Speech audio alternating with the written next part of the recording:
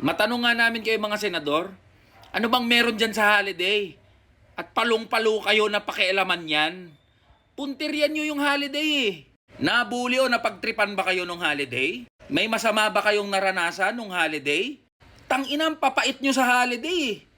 Parang aping-api kayo dyan sa usapin na holiday. Ang daming problema ng bansang to tsaka ng mga manggagawa, yan talaga. Holiday? National concern? Holiday? Etong national concern ng mga Pilipino, kung magre-research lang kayo at gagamitin yung mga utak nyo, malalaman nyo na hindi holiday ang concern ng mga Pilipino.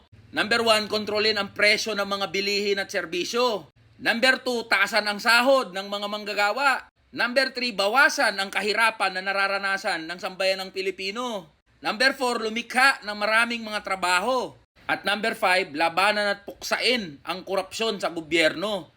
Yan yung top 5 national concerns. Nasaan dyan yung holiday? Bakit kayo palong-palo sa holiday?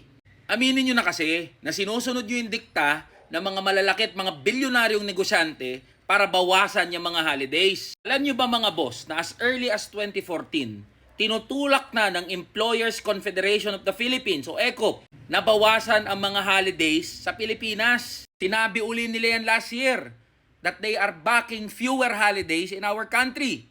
Ayan mismo yung position ng mga negosyanteng yan, no? And the same narrative is being repeated this year.